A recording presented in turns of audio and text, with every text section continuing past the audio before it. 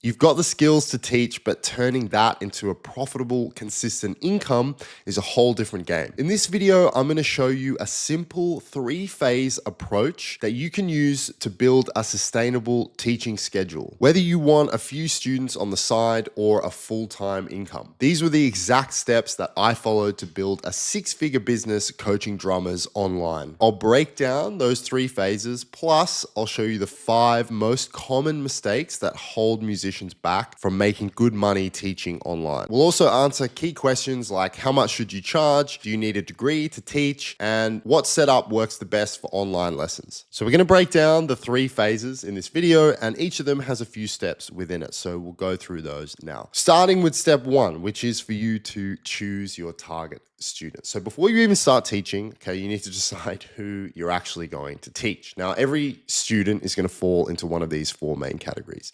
You've got adult beginners, so over 18s, they're going to need structure, confidence getting started, and clear progress, right? The second is intermediate players, right? They usually have hit a bit of a plateau and they're going to need someone to help them break through. The third category is professional musicians. So these are people who do this as a career, they're refining their craft, and they're going to need high-level coaching and sort of career counseling. The fourth category is children, and the real clients are actually the parents of the children, so something to bear in mind. You want to choose one of these categories, okay? It's really important that you narrow down exactly who you're targeting, because each of them are going to have different goals and it's going to affect everything down the line. Choosing one of these makes your life so much easier, and you'll see why when we get further down the steps, because I'm going to refer back to this. So basically, you want to pick just one of these categories. Now, if you don't know where to start, here's a couple of questions to kind of ask yourself. What's your experience level, okay? What's the level of the student that would get the best results from what you know, and what are you passionate about teaching? And I've got this little diagram here just to illustrate the importance of each, right? Your experience level matters most. So if you're just getting started in teaching, definitely start with beginners, okay?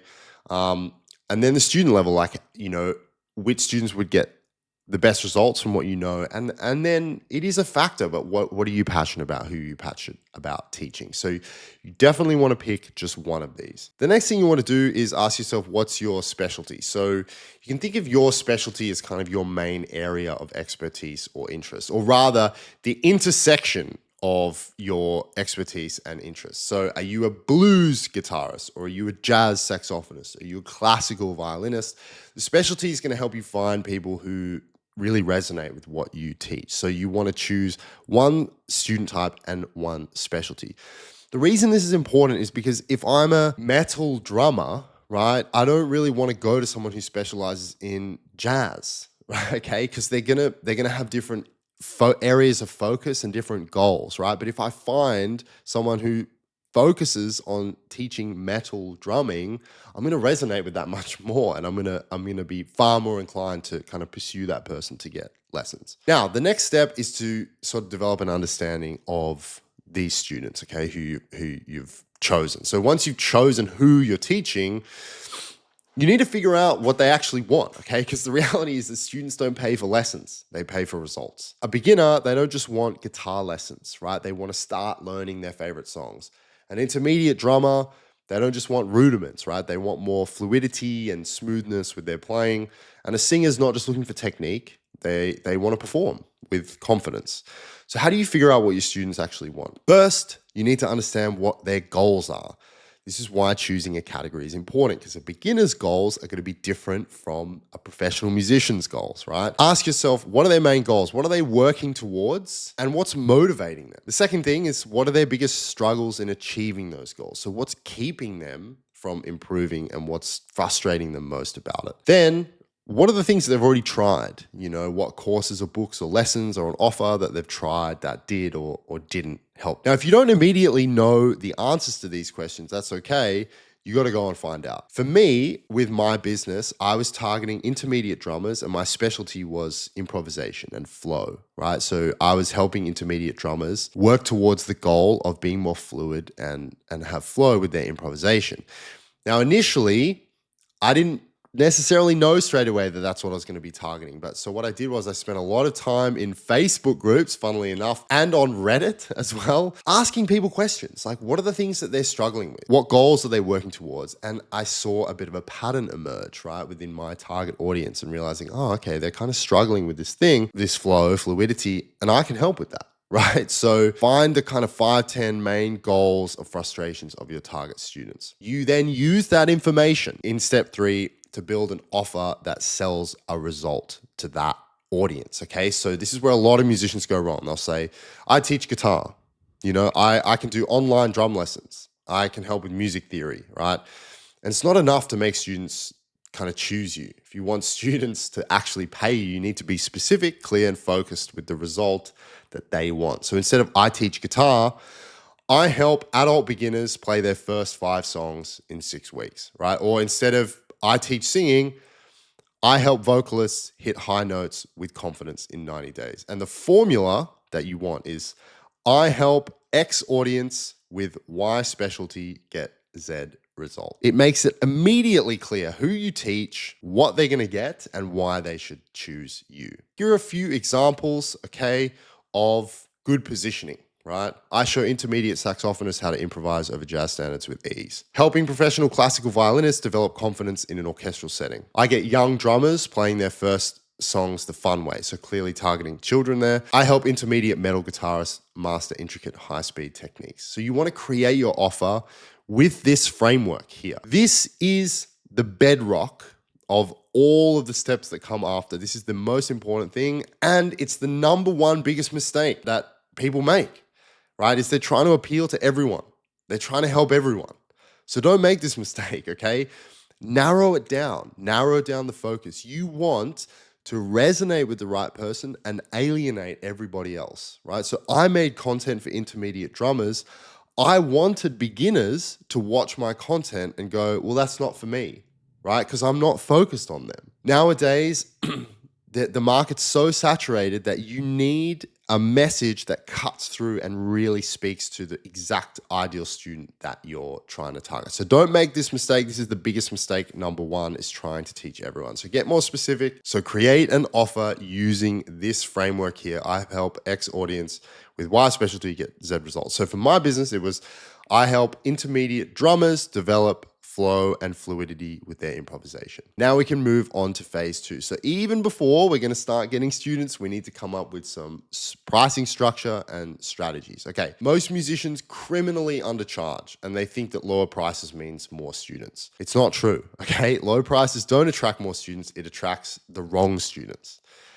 Students who cancel, okay, students who don't practice, and students who don't take lessons seriously. The students who would pay higher rates, they assume you're not as good because your price is too low. This is why hourly pricing keeps you broke. Do not charge hourly rates. The key takeaway of this and the hill that I'm going to die on is to stop charging by the hour, okay? We're going to show you some better models that increase your income and stability. People don't want to pay for hours. They want to pay for results. And that's why the positioning in phase 1 is so important. Instead of charging by the hour, we have 2 really, really good alternatives, okay? The first one is monthly rates, right? So rather than charge an hourly rate, you charge by the month. Students commit upfront each month. It reduces cancellations, or rather cancellations just become reschedules, and it gives you more predictable income. Second really good option, which is what I did, is to develop a coaching program, a bit of a higher ticket, so you charge a bit more of a premium, and you work with someone for a longer period of time. So instead of selling lessons, you sell a bit of a transformation with kind of a clear start and end point. So how much should you charge? A really general guideline is for monthly, you should be charging at least between $200 and $500 a month. For either weekly or bi-weekly coaching, I'm going to get into the formatting of coaching in a little bit. And for a program, it should be 1,000 plus, 100%. So you kind of want to decide on one of these, I think whichever you're most comfortable with. If you're just getting started, the monthly rate can be good. I had a lot of confidence kind of delivering my program like in the beginning and sort of how to structure it and that sort of thing. So I went for the higher ticket program. But like I said, we just want to get away from charging hourly, okay? We just want an alternative to that. If you're absolutely dead set on if you refuse to not charge hourly, at the very least, you should be selling packages of lessons, a minimum of 5 to 10 at a time. We are completely getting rid of this week by week, like, someone pays you when they rock up or they pay you in the session. We just want to move away from that because it's charging for time, which is just a recipe for disaster. Which leads me to the second biggest mistake that people make is they undercharging. The biggest pushback that I hear from musicians about charging more is like, well, but that's not the industry standard, or like this other musician doesn't charge that much. Hey, guess what? Most musicians are broke. Okay. And they're broke because they're using terrible pricing structures. So you're going to take advice from another broke musician who's charging by the hour, or are you going to make a change, right, and see how it positively affects you and how you can actually make good money just by some small tweaks to your pricing? Now, one thing I want to add here, what about in-person teaching? Okay, you can apply everything that we're talking about here is mainly geared towards online coaching, but you can do this in person. All I would say is you actually should be charging more in person, okay, because you've got travel time costs, right? There's whatever the space that you're in, right? Again, people just are undercharging. And also there's less availability usually for in-person lessons. Set rates that reflect the transformation that you provide and not just per hour, but it should be slightly higher in person. So for me, in the beginning, I was doing, like I said, a 12-week program and I was charging $1,000. I ended up putting up the price quite significantly because as the program developed, I was more confident, I was getting better results for students, and I also just had less time available. Step 5, how to find students. Okay, so now you know kind of how to price your sessions and you've got a bit of a package now. So where do you actually find students?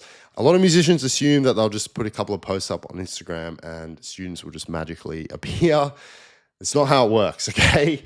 The real question isn't necessarily where to advertise, it's where your students are already hanging out. Now, here are some of the different ways that you can advertise in 2025. Number one, and the best one and the most effective one, is to be referrals, okay? So contact past students, especially people you've already taught, right? They've already given you money before, right? There's already been some kind of value exchange.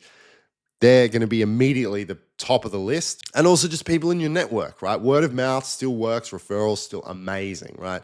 But who do you know in your network that can kind of help you get started? The next one is Facebook groups, okay? This is where I started my business. I got my first, it was like 10, 15 clients, literally messaging people on Facebook, okay? So there's communities on there, like entire communities built of your target students. Instagram's great as well. However, you're going to need to start posting a bit of content and kind of generating a little bit of viewership on there for people that you can contact and reach out to, which leads into content marketing. So obviously like YouTube, Instagram, TikTok, the full thing.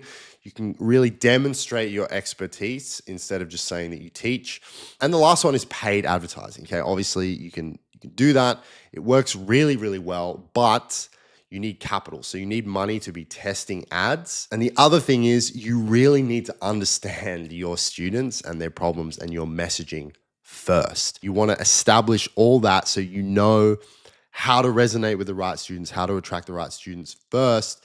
Then you can start testing advertising, okay? Because otherwise you're just kind of taking shots in the dark and it can be very, very expensive to test and kind of learn those lessons through that avenue. So the best thing I would do is to pick just kind of one or two of these and focus on converting students in one or two channels.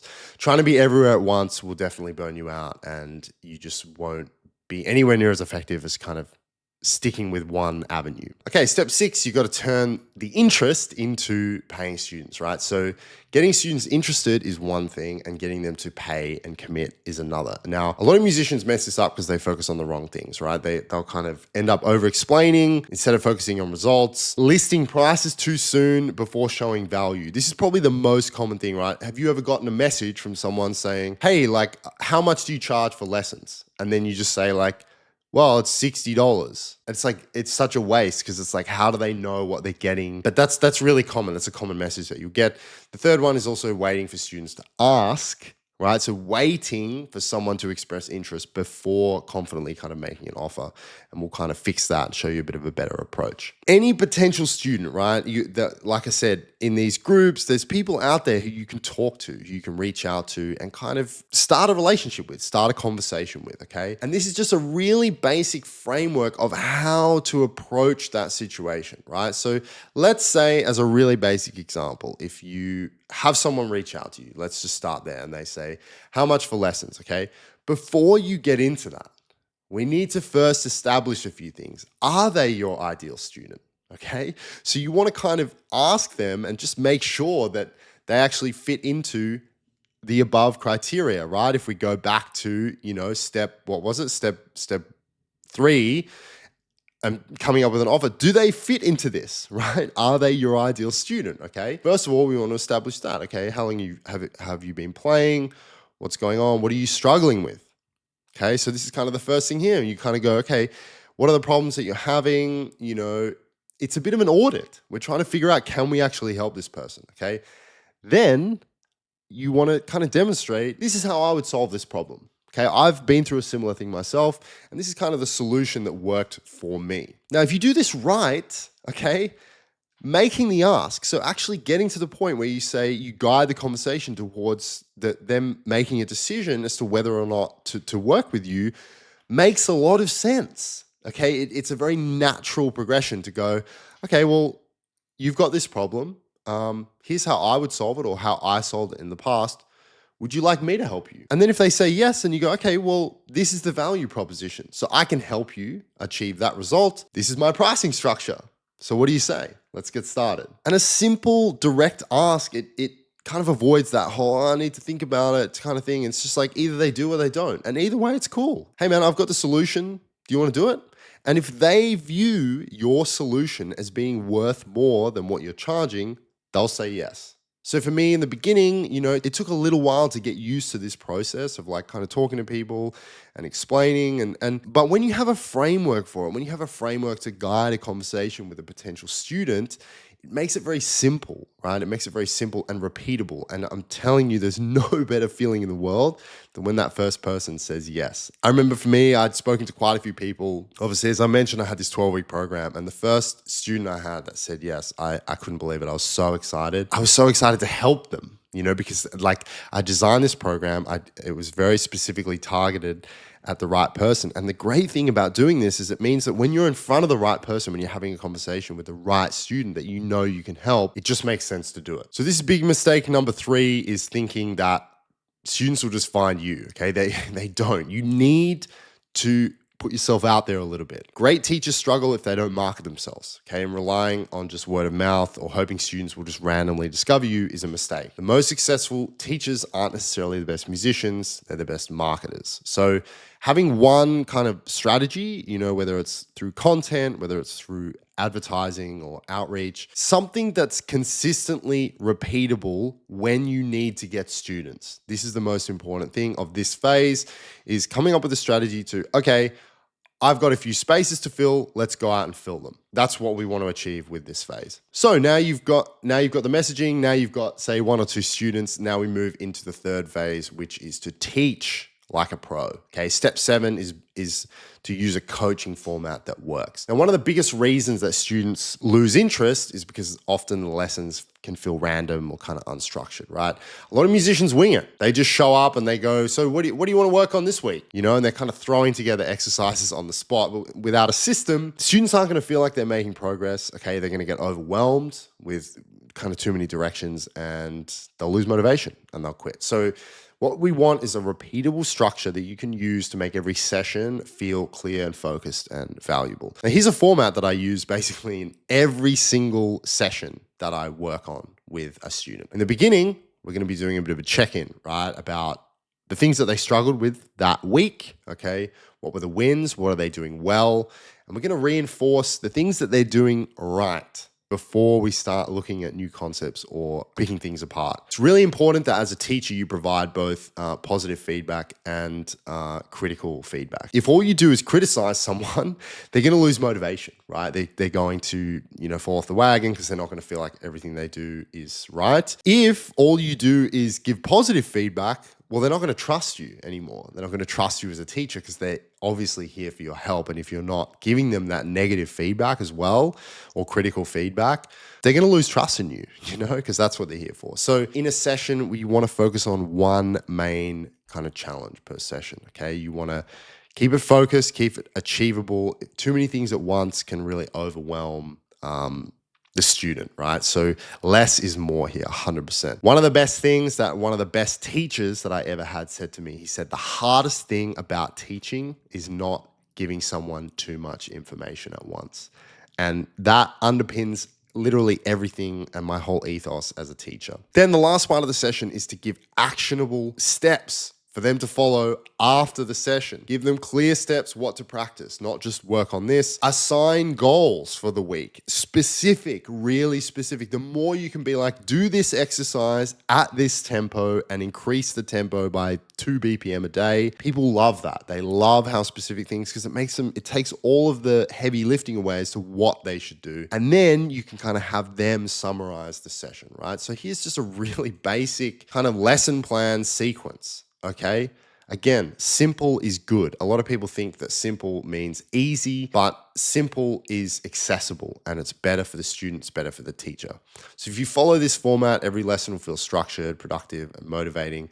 And that's what keeps students coming back. Now, big mistake number 4 is thinking that you need a music degree to teach. Now, look, this is a contentious topic. Obviously, a lot of musicians hesitate to teach because they think, well, I don't have a degree. Why would anyone take me seriously? Now, I'm saying this as someone who has a music degree, okay? I did a jazz degree back at college. You don't need a degree to teach online, okay? The skill of teaching is something that you can only learn by doing. You can only learn how to teach by teaching. Even if you have a music ed degree, it can help. Obviously, it can help as a kind of foundation going into it, but you need to teach. Okay, so if you're just getting started, it's okay if you don't necessarily have a degree. To be honest, the stakes for teaching music are pretty low. Okay, if you want to get started into teaching and you don't have a qualification and you start working with little Timmy from up the road just to kind of dip your toes in it, right?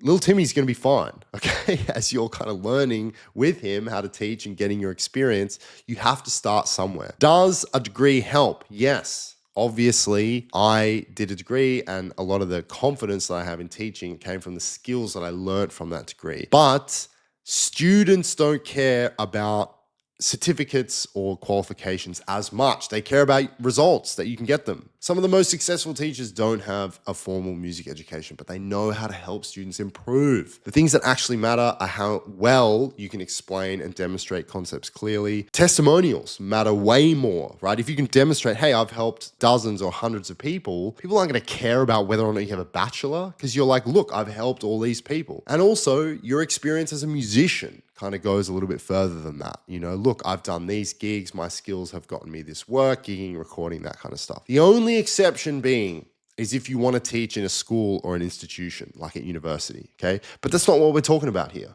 right? We're talking about setting up your own online teaching business, which you do not need a degree to do. Don't worry about degrees, worry about building credibility through results. Get testimonials from your students, document progress of your students, and show your expertise in the content that you show the world, right? Your ability to get students from point A to point B matters way more than a piece of paper. Okay, step 8 is to keep students engaged and retained. A lot of musicians struggle with retention, okay, because as we mentioned before, obviously students can feel frustrated when things are repetitive, and there aren't necessarily clear milestones for progress, or they don't practice in between the sessions, right? Now, the solution is to keep lessons dynamic and to track progress and to hold students accountable. This is why I love the coaching format more, because what I did with my program, like coaching, was we'd set clear milestones each week, okay? So little mini goals in between the week. Lessons are much more personalized because we're really focused on their specific musical interests and exercises around their favorite songs and genres. If they're not excited about what they're learning, then they're eventually gonna quit. But also with a coaching format, you can provide feedback and support in between the sessions. So I would always encourage my students to send me videos of them practicing midweek. I'd give them some feedback on that. Plus, I would reach out to them, Be like, hey, how's it going this week? How you finding practice? And having more touch points than just a lesson once a week. This is another really great way to add perceived value to your coaching so you can charge a bit of a higher price. Provide them with more support and a more personalized experience than just a one-off lesson each week. And it really helps with accountability, okay? You can reach out to them and be like, yo, you working on this stuff or what? And really precise, structured practice plans. So like, look, this is what you're working on this week at this tempo, X times per day with a metronome, and you check in on their progress, right? And you really make sure you're on top of them. Students love this. They love feeling like you're invested, and that's what they pay for ultimately. So utilize more accountability, touch points with a coaching format, and feedback will help keep your students engaged. Big mistake number 5 is thinking that you need like a really fancy setup to teach online. And a lot of musicians will delay teaching because they think that they need like all these fancy multi-camera setups and studio with soundproofing and high quality camera like this and all that stuff. But honestly, in the beginning, I was teaching with just my laptop, okay? And I had a cheap kind of USB mic, just a basic lighting setup can really help. Teaching drums online was a bit of a challenge, but what I would do was I basically minimize the amount of time spent actually playing the instrument in the session, because that's kind of the worst part. That's like the biggest technical hurdle. So the more that you can utilize a feedback system to like, hey, look, here's the exercise, here's maybe an example or a filmed example of me doing it. Go away and work on it and film yourself and show me, send it to me. I want to avoid all this kind of technical complications because you can waste half the session like getting things set up and that sort of thing. So don't need a massive fancy setup, right? You need a basic setup as long as you have a laptop, as long as you have a decent internet connection. And a lot of the things that I use to deliver resources to my students, I was using a notation software called MuseScore, which is free. I was using Google Drive, which is free. I was using Google Meet, which is free, right? So you really don't need, there's so many free things available now to deliver really, really high quality coaching online. The last step is to kind of automate and scale the teaching. So once you've got a few one-to-ones, right, there's only so many that you can take on, right? And you're going to hit a bit of a wall where you'll kind of run out of teaching hours. Maybe you're burnt out because you're doing a lot. And there's kind of a cap to your income, right? Because there's only so many more people that you can take on. Now, depending on your goals here, right? Maybe you just want to have a few students on the side. But if you're really looking to scale and kind of streamline the process, basically you want to figure out what resources can be delivered to all of the students, right? So for instance, with pre-recorded material, I found, again, because of if we go all the way back to step 1, because of our targeting, we're targeting specific people, I'd end up having a lot of the same conversations, right? So to kind of avoid that, I then ended up having a bunch of pre-recorded material because it's like, listen, I can explain all these things to you, right? And the actual delivery of the information, but like you can watch a video for that, right? Because I've had this conversation a million times. I also know how to explain it really clearly now because I've done it so many times. So you say, hey, look, here's the information delivery, but all of the coaching and the feedback is still delivered manually, right? So it's like, look, at me actually explaining the stuff, you can turn that into pre-recorded material to help your students, but I'll still give you the personalized feedback on your execution of that. Another great thing to do is to transition to a group coaching model. Again, this is what I did, okay? Once I had everything pre-recorded, all of the feedback sessions became more of a group experience. I still had personalized touch points and personalized sessions with the students, but I also introduced a group coaching component, which means you can kind of take on more students and kind of take a bit of the burden off your shoulders in terms of the delivery. And another thing you can do is to switch to a membership model. So instead of kind of a one-time lesson or one-time course, you can have different options that you can put people into. So what I did initially, Drumflow Coaching was one-to-one, my business, and then it transitioned to a group coaching model where I basically had pre-recorded material. This is the coursework. I had group coaching sessions, right, for everyone, and I still provided that one-to-one feedback. And then a small percentage of those clients would continue to work with me after, and they would sort of transition to one-to-one sessions, which I charged with a monthly payment model. So the step here is to basically figure out ways to kind of free up more of your time and so that you can help more students depending on what your goals are. The last thing I want to show you here is that this becomes a bit of a cycle. Now to explain this, basically, look, in the beginning, you are developing an understanding of your target students and how you can help them. Then you start to convert those students, right? And you get a bit of a sense of how they convert, implementing strategies, obviously, to engage and retain the students, which leads into phase 3, which is obviously teaching like a pro, getting great results for students and documenting it. Now, what happens is this feeds back to developing your understanding of your students. So when you work with more students, you start to see patterns. You start to see patterns in the kind of struggles they have, which influences your understanding and ultimately your messaging, right? Of how you're speaking to those potential students, which makes converting them much easier because you'll find yourself having similar conversations about similar struggles that people are having, and you really dial in on what they're struggling with and how you can help them. And this cycle keeps going to basically make you an amazing teacher, right? And build your business, and it can grow into whatever you want it to be, whether that's just something that you do on the side or a full-on scaled teaching business. So that's it. Those are the 3 phases. If you have any questions about that, please let me know in the comments below. Let me know if this was valuable. Otherwise, thanks so much for watching, and I'll see you in the next video.